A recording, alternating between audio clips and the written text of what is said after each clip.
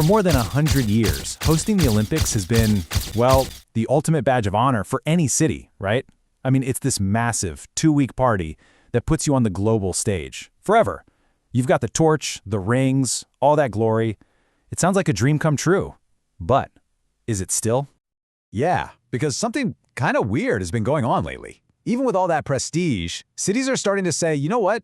No thanks.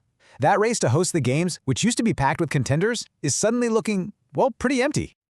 And that raises a huge question, one that really gets to the core of what the Olympics are today. Seriously, why would any city turn down the chance to host the biggest party on Earth? All right, let's get into it. I mean, just look at the numbers here. They really tell the whole story.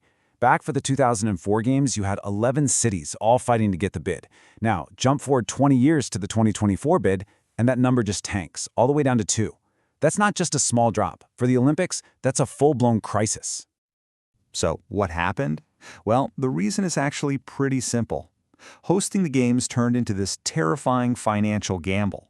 Cities started to realize that the price of all that glory was, more often than not, a mountain of debt that could last for generations. And all for what? A 2-week event. Let me give you a perfect example. Remember the 2008 Beijing Games? They built that incredible bird's nest stadium. And look, it was an architectural masterpiece, no question about it. But it also came with a jaw-dropping price tag, almost $500 million. And here's the real kicker. The bills don't just stop when the closing ceremony is over. That same stadium, it sits mostly empty now, and it costs a staggering $10 million every single year just to keep the lights on. It became the textbook definition of a white elephant. You know, something beautiful and insanely expensive, but ultimately pretty useless. So, the International Olympic Committee, the IOC, was looking at a future where maybe no one would want to host their party. They knew they had to do something drastic. They had to completely rethink the whole game. And what they came up with was called Olympic Agenda 2020. Now, this wasn't just some minor rule change. It was a total overhaul of the system.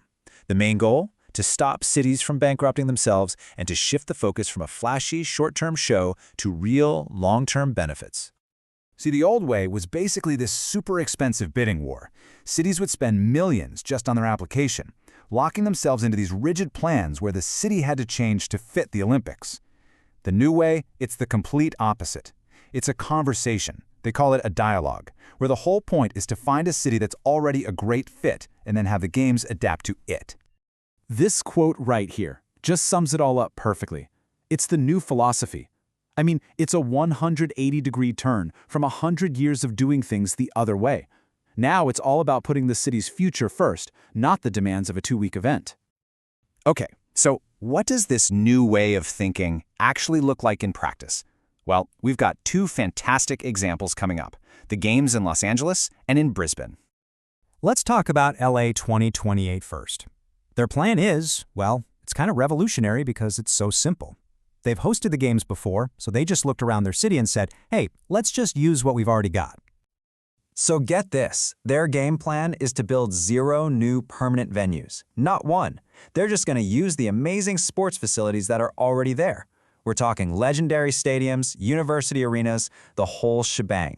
It's all about reusing what's available and making sure the games leave a positive mark on the community, without that crushing construction debt. All right, now let's jump to Brisbane 2032.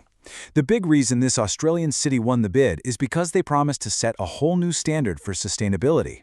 Their goal is to host the first ever climate-positive games. That's a huge deal. And they're not just talking a big game. A whopping 80% of the venues they're planning to use are either already built or they're going to be temporary. That move right there slashes the cost, shrinks the carbon footprint, and pretty much eliminates the risk of being left with another giant empty stadium. So, okay, the IOC has changed the rules. It's definitely cheaper, it's more sustainable, it's more flexible. But let's be real, that doesn't mean hosting is suddenly a piece of cake. The challenge is still absolutely massive. You really have to look at it like a balancing act, right? On the one hand, the potential rewards are enormous. You're talking about a huge boost to the economy, creating over 130,000 jobs in Brisbane's case, fast-tracking new infrastructure, and being in the global spotlight. But the downsides? They're still pretty scary. You still need a ton of money up front, the sheer scale of operations and security is mind-boggling, and that risk of debt? Yeah, it's smaller now, but it definitely hasn't gone away. And you can totally see why cities are still tempted to take that gamble. I mean, look at this number. The projected economic benefit for Australia from the Brisbane Games is almost $18 billion. That is a very, very powerful reason to take on all that risk. And that contract a city has to sign, it's no joke. It's an incredibly serious commitment. And this is just a little peek at the kinds of legally binding things they have to promise. We're talking guaranteeing thousands of hotel rooms at set prices, providing perfect transportation for athletes, flawless venues for every single sport, citywide security, and complete legal protection for all the Olympic brands. It is a monumental task, to say the least. So where does all this leave us? Well, the race for the rings has completely changed. It's not a competition to see who can be the most extravagant anymore. Now it's more like a practical partnership. You can really see how this whole thing has evolved, almost like a three-act play. First, you had the era of excess, where it was all about building bigger, grander, more expensive stuff. Then came the crisis, when cities finally started saying, nope, we're out.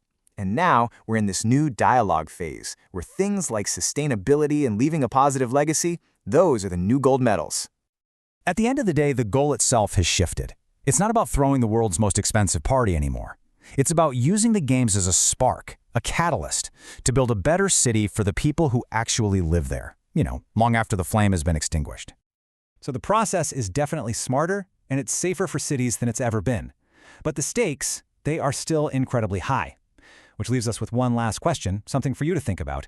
If it came down to it, is hosting the games a risk your city should take?